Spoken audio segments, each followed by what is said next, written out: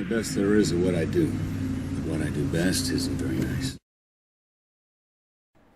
Hey everyone, Stacks here. Welcome back to the channel. Today I'm doing an older comic book, but it's because a friend of the channel, he's a New York City paramedic, and he's out there doing the Lord's work right now. So when he thanked me for doing the videos, I figured the least I could do for him right now is tell him, what book do you want me to do? And he said Wolverine number 90. So that's what we got, man. Stay safe out there. Just be careful.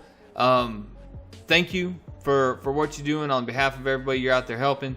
And I know you got a tough job, anyways, without this. So thank you, and keep doing what you're doing, man. Be safe.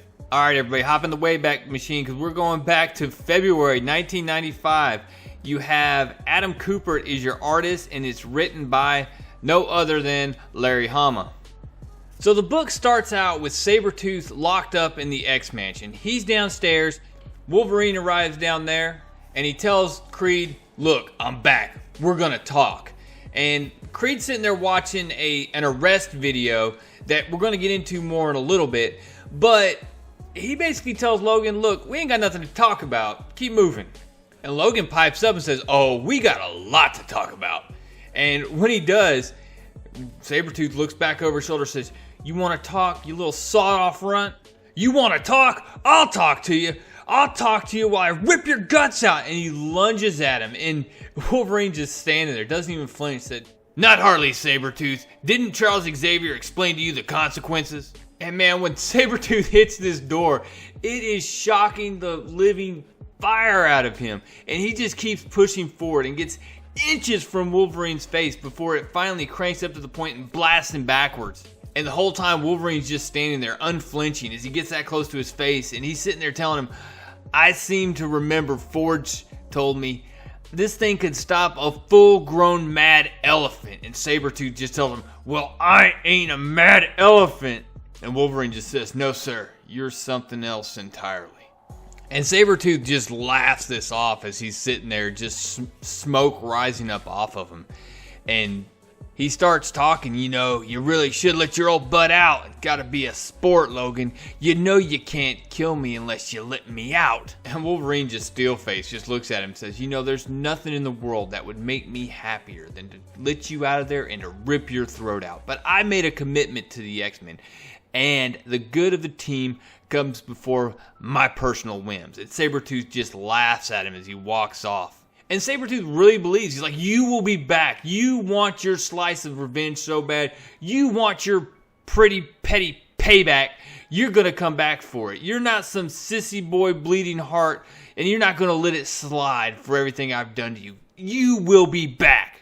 From there, Wolverine goes and hits the gym and then grabs a bite to eat. While he's sitting there eating, he's watching the news, and you're hearing about this arrest that happened that you saw in the background of the previous scene. And what we find out here is this guy is a complete psycho. Now, his name is Linus Dorfman, and this isn't his first appearance in a Wolverine book. He actually appeared earlier, and he murdered a zookeeper, and you can actually see the "Keep Our Zoo Clean" on the hat there, which is a nice touch. Anyways, he ends up having an encounter with Wolverine. Wolverine turns a live Wolverine loose on him, and the animal runs him down and slashes his face. The guy ends up getting a complete serial killer, ends up getting arrested, and that's what you see here. However, during the arrest, things go horribly wrong. He manages to attack one of the officers and rip out her throat with his teeth, and he beats another officer what appears to be a human femur. But this interaction of Wolverine watching the news is pretty funny, because you have the news host who says there's very little doubt in anyone's mind that Linus Dorfman is a deranged serial killer, and Wolverine has already got the word out of his mouth. It's but. And she, of course, follows up, because nothing you say before the word but actually matters. So she continues, but does that give the police the right to brutalize him during the course of his arrest? And Wolverine just chiming back in, didn't look like he was coming along too peacefully, Trish. And she continues, I ask you, aren't we better than that?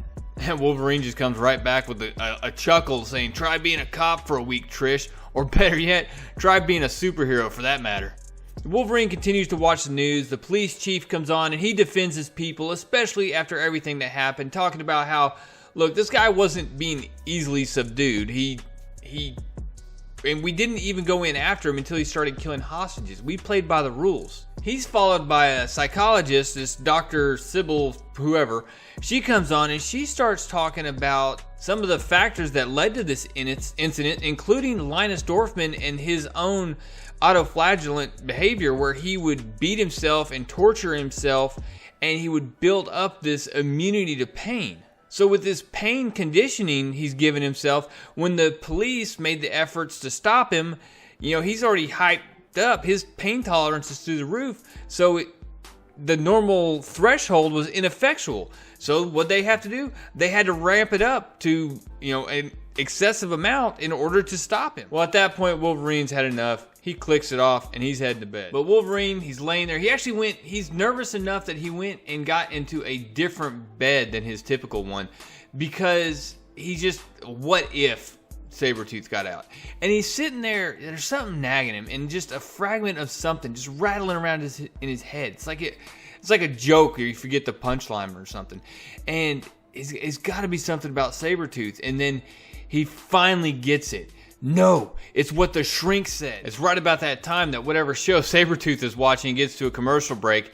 He looks back over his shoulder and says, "Time to do it." And he does. He slings the stool. He takes off running, sprints, lunges right into the door, and manages to bust all the way through it. And he's just smoking and just singed as he comes through the other side.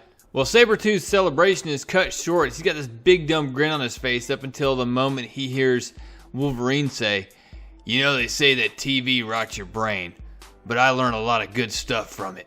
And Wolverine's standing there with these restraints and says, "You gonna slip these restraints on peacefully, Sabertooth? Or do I have to come in there and pop open a can of butt kick? What you gonna do, Logan? Chain me up and lock me in the basement? Ain't gonna happen, boy." And Wolverine put a little salt in the wound. He said, "Isn't that what your mom and dad did to you? Maybe they were right. Maybe they should have thrown away the key and immigrated to New South Wales." And Sabertooth just busts at him, lunges at him, says, "I fixed them both, just like I'm gonna fix you." Now, something else here is that Creed is convinced that Wolverine's been waiting the whole time to come down and do this. That he has been waiting up in his room, waiting for the moment that Sabertooth busts through so that this could happen. And Logan tries to tell him, I didn't have a clue up until a minute ago. And in his internal dialogue, he's kind of like, why am I even trying to explain this to this sick puppy? But then he sits there and thinks about it a little more and like, you know what? All said and done though, he might be right. So the fight's on, and it goes back and forth, and eventually Sabertooth is like, "You've just been waiting to get those claws into me. That's all this is about. You just want to finish me off. Get some payback for Silver Fox. That's what you really want, ain't it?" And Wolverine actually retracts the claws, puts them back in, and says, "Look, it's not up to me to punish you for what you've done, Creed. It's just up to me to make sure you don't make it out of this room." And Sabertooth just puts that evil grin on and says, "Dying time, boy." And he starts just beating the ever-loving fire out of Logan, just wailing on him. And he's sitting there like, "You know what, though? It's not just enough for you to die. After I kill you, I'm going to kill every single one of your friends. I'm going to start with that uppity Jean Grey. Then I'm going to go for that Heather Hudson and young Kitty Pryde and Jubilee. All of them. I'm going to kill them all." And that was the button you shouldn't have pushed, because once he does, Wolverine stands up, grabs Sabertooth, slings him by that fur collar of his right into a wall, and just says, "You just stepped over the line, bub. You just gave me the reason I need to stop your filthy claw." Wolverine pushes Sabertooth up against the wall and says, "You said it, bub." And Sabertooth just keeps pushing him. He's wanting him to come out. He's wanting him to be that feast. He wants him to prove that he's not a good guy. And Wolverine puts his claws right underneath his chin, puts them right there retracted, and says, "I'm fed up holding back the wild part of me." And Sabertooth tells him, "Then quit yapping and do it." And Wolverine does it. Shoot! But he only puts up 2 of the claws. The one in the middle stays in. But Creed doesn't stop. He tells him, "You punking out on me, short stuff? I ain't lying. You let me walk, and I swear I'll track down every living thing you've ever cared about. One way or the other. Kitty Pryde, Jean Grey, Jubilee, Aurora, Cyclops, and I'll make him suffer good long time before I kill him. I'm ready for the last big blow, Logan. Do it! Do it! Do it! And shink! That last claw comes up right through the middle. And that's it. That's the end of the book. And I gotta tell you, going back and reading this is an outstanding issue, first of all. Going into the dynamics between Sabertooth, Logan, that conflict that I'm gonna make you come back down to my level. You're as bad as me. Let me drag you down here. You can't get better. You can't improve yourself, because that would mean that, honestly, it eliminates my excuses. It means, why, if you can become a good person, then what the heck's wrong with me? Because both of these guys have had horrible things done to them, but ultimately Wolverine goes one way and Sabertooth goes the other. Yeah, I've always really liked that dynamic. Plus the familial nature of it, them kind of having that history together. It just, I don't know, that story between the two of them always really gets me a little bit. The art in this was outstanding. I know it's a big throwback, but man, just the layouts, like the 3P, the fold out. I just remember sitting and reading books like this growing up as a kid, and this was actually a really cool throwback. It was a great choice for a book to do. I hope you liked it. I hope I did it justice. I may start doing these every once in a while, just depending on how this goes, because this was fun. Anyways, guys, stay safe out there. Be smart, and yeah, thank you to all our medical providers, all our nurses, paramedics, all those folks that are on the front lines right now. You're in our thoughts and prayers. Guys, make sure you subscribe, like, leave a comment. That's all I got, guys. Real Comic Stacks. Out!